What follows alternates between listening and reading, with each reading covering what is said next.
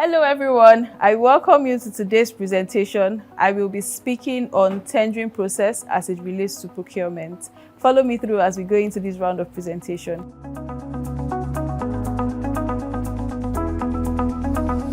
Tendering is the process whereby organizations who require goods and services request other parties to submit a proposal or a bid to provide these goods and services. This invitation can be described as a request for tender, a request for proposal, or an invitation to offer, depending on the type of organization and depending on the project under consideration. Now, this tendering can be done in various ways. One, it can be an open tender, it can be a selective tender, or a negotiated tender. Whatever way in which this is being done, there are 4 key processes that you need to go through or that you need to undergo. The very first is the request for submission. The second is the bid submission itself.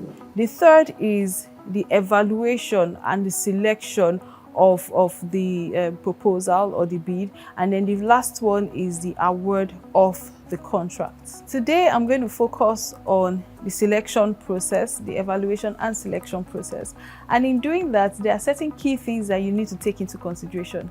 The very first is the setup or the establishment of an evaluation committee.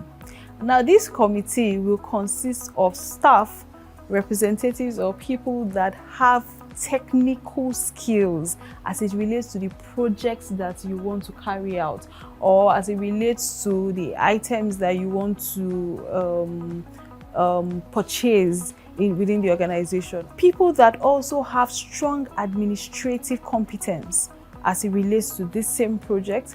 I also suggest that you get people within the user department that requires the item that you want to procure, someone from the internal audit or internal control, depending on how your organization is structured, someone from the finance team as well within this committee.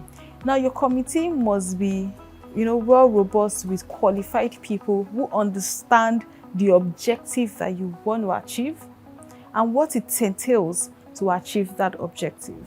Taking it a step further, you need to set evaluation criteria. In setting the evaluation criteria, you need to consider certain things that you would look at, particularly on the part of your suppliers. The first thing that you need to look at is the contractor or the supplier's consistency, their experience as well as it relates to the item that you want to procure. You look at costs, the cost of the items that you want to purchase.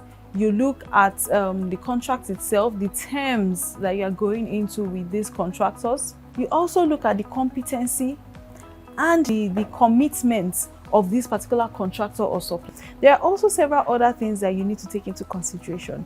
If someone sends you a bid that is not executed, or a proposal that wasn't executed, within his or her company, or from his or her company rather, that proposal should be disregarded. Moving on, the proposal or the information submitted by the contractor must demonstrate good understanding of your requirements, good understanding of what is expected to be done or what you intend to achieve.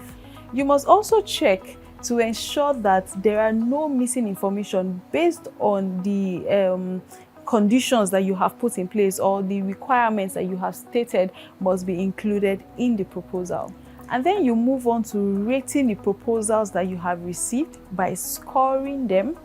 And then finally, you select the contractor or the supplier for the particular project under consideration. One key thing that you must note is that selection should not be done by one person. It is a committee and it should be unanimously agreed upon and done. In addition, ensure that all the criteria that has been stated are properly ticked. Like the contractor that will be selected would have met all the conditions that you have put in place, or all the criteria that you have put in place. And finally, it is very easy to perpetrate fraud when it comes to procurement. So there are certain detailed level of controls that you need to put in place. One is ensuring segregation of duties as said before. The person who authorizes should not be the same as the person who approves. The person who evaluates or the committee who evaluates, you shouldn't have a single person, right, in the committee that would decide. It has to be done together. Secondly, all the criteria that has been set should be used to evaluate each of the bids or proposals received. On no account should you go out of the criteria that has been set. And if you need to go out of it, then there has to be some form of, documentation to back that up. The next is that you need to do a due diligence on the supplier or the contractor. Do your KYC. Get information about this contractor or the supplier. Have they started a job and completed it? That is very key. Taking it a step further, we also suggest that the evaluation committee you have new employees brought in at some point, like you rotate the employees that are in that committee, so that you don't have a situation where we already know the people that are in there. We can easily find our way through with the people that are in there. So at some point in time, you may need to rotate. You may also get someone from the internal control department to oversee it, or to monitor and check what the evaluation committee is doing. The committee should also document everything that is being done and send the report to the projects team at every point in time, or to the owner department at every point in time, so that that check is done in details. And finally, you have to engage in trainings on procurement for your team members.